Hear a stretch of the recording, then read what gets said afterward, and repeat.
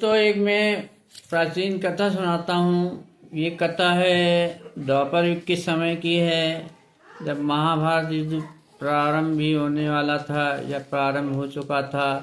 तब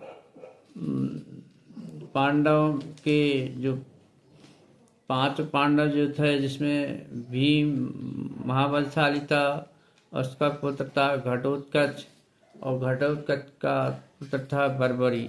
बर्बरी ने माँ दुर्गा की तपस्या करके वरदान प्राप्त किया था। उन्हें 3 तीर प्राप्त हुए थे। माँ दुर्गा जी ने आशीर्वाद दिया था कि महाभारत जब युद्ध प्रारंभ होता है तो जो भी दल कमज़ोर होता है, हारने लगता है, उसकी तरफ से तुम युद्ध करोगे। और तो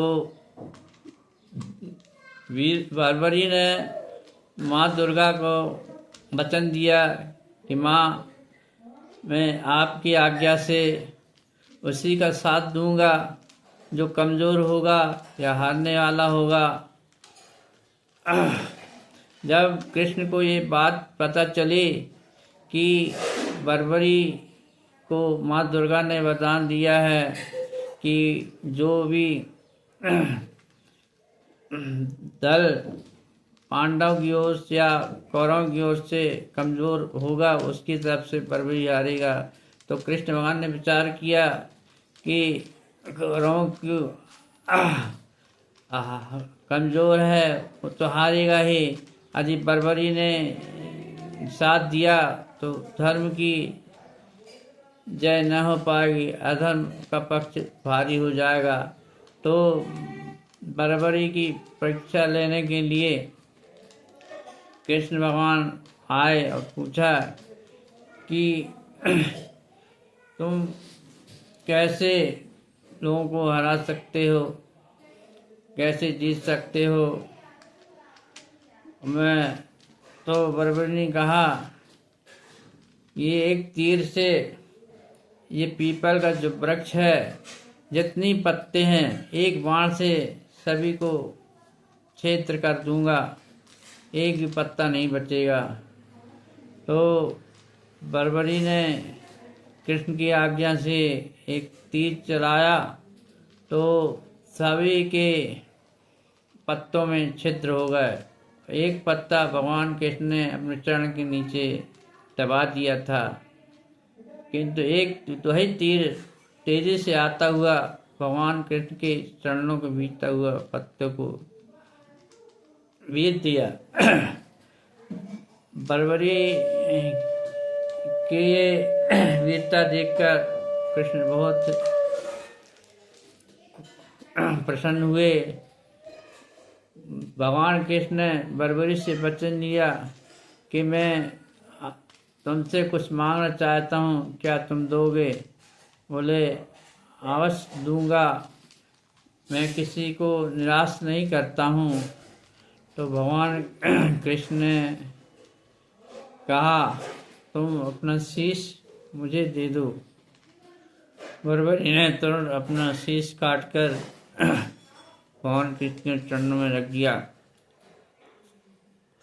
भगवान कृष्ण बहुत खुश हुए और वरदान दिया कि जब तक ये महाभारत चलेगा तुम सब देखोगे। ऊंचे शिखर में उनका शीश रख दिया और पूरे 18 दिन तक महाभारत चलता रहा और बर्बरी आंखों देखता रहा। जब युद्ध समाप्त हुआ तब कृष्ण भगवान पांडवों के साथ स्वयं आए और वरदान दिया बर्बरी को कि जो भी कमज़ोर होंगे तुम उसका सदा साथ दोगे, भला दोगे। तभी से उनका नाम श्याम खाटू पड़ा। पांडव बहुत गर्व से कहते थे कि देखो मैंने ये युद्ध जीता महाभारत का। तो बर्बरी हंसने लगे, बोले तुम हंस क्यों रहे हो? ये युद्ध तुमने नहीं जीता है, किसने जीता है? बोले ऐसे कैसे हो सकता है? तब ने अपनी अलौकिक शक्ति से दिखाया वहाँ का, तो देखा जहाँ भी जिस भी वीर योद्धा से युद्ध हो रहा था, भगवान कृष्ण ही सामने खड़े थे, वही ही सबका वध कर रहे थे। ये सुनकर देखकर पांडव का गर्व चकनाचूर हो गया।